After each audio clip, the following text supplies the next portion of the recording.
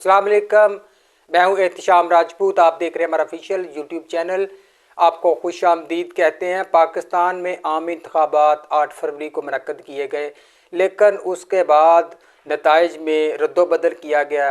इसको अक़वाम मुत्तहिदा ने भी मानने से इनकार कर दिया है। उन्होंने भी नताइज पर तहफ़्फ़ुज़ात का इज़हार किया है। पाकिस्तानी अकाम से मुतालबा किया है कि साफ़ और शफाफ तहकीकात करवाई जाए। जिस जमात को अवाम ने मुंतखब किया गया है उसको हुकूमत बनाने दी जाए।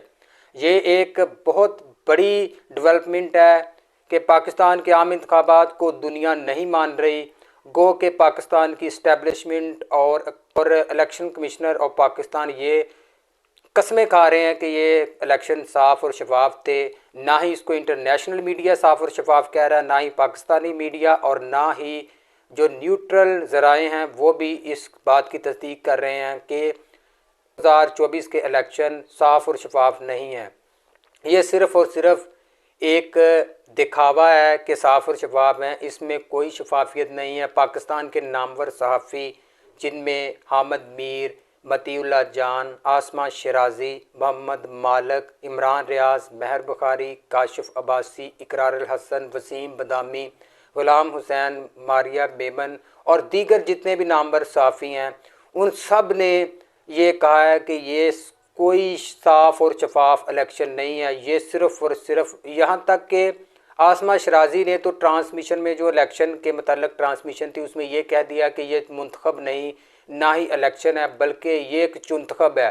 इस बात से आप अंदाज़ा लगा सकते हैं कि किस तरह से इन्होंने रिज़ल्ट में रद्दोबदल किया।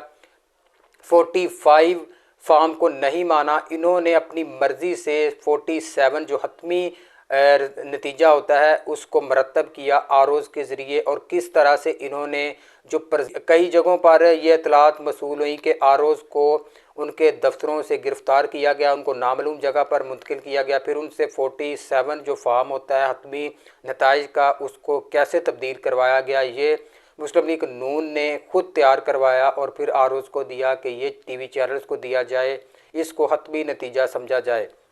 क्या ज़रूरत थी 40 अरब गरीब आवाम का ख़र्च करने की? अगर आप लोगों ने ऐसे ही हुकूमत लेकर आनी थी, PDM 2 लेकर आनी थी, तो क्या ज़रूरत थी इतना ख़र्चा करने की? बस एक रस्मन एक प्रेस कॉन्फ्रेंस कर देते, उसमें बता देते जैसे आपने रात की है तमाम जमातों ने मिलकर कि हमने ये वज़ीर-ए-आज़म मुंतखब कर लिया है और ये सदर पाकिस्तान होंगे, ये कौमी असम्बली के स्पीकर होंगे, ये सेंटर होंगे, ये पंजाब और बाकी सूबों के वज़ीर आला होंगे। क्या ज़रूरत थी गरीब आवाम का इतना पैसा खर्च करने की, लोगों को इतनी ज़्यादा तकलीफ़ में डालने की? अगर देखा जाए तो ये पाकिस्तान की तारीख़ में सबसे बदतरीन धांधली ज़दा इलेक्शन है। इसको कोई भी नहीं मान रहा। पहले तो ये होता था कि थोड़ा बहुत किसी सियासी जमात को सपोर्ट किया जाता था, इक़्तिदार में लाने के लिए उसकी मदद की जाती थी, लेकिन इस बार तो उन्होंने सारी हदें पार कर दी। ये जो पाकिस्तान में किया गया, इससे पहले ऐसा कभी इलेक्शन नहीं देखा गया जो इस बार देखा गया कि एक पार्टी को जितवाने के लिए इलेक्शन के रिज़ल्ट को रोका गया, फिर अगले दिन अपनी मर्ज़ी के रिज़ल्ट मरतब करवाए गए। साफ़ियों का और जो तज्ज़ियाकार है उनका कहना है कि ये वही किस्त रिपीट हो रही है जो ढाका में हुई थी। अवामी मैंडेट को नहीं माना गया था, अक्सरीती जो जमात थी उसको नज़रअंदाज किया गया था, उसके मुकाबले में अक़लीती जमात को इक़्तिदार में लाने की कोशिश की गई थी के मामले में भी इसी तरह के मनाज़र देखे गए।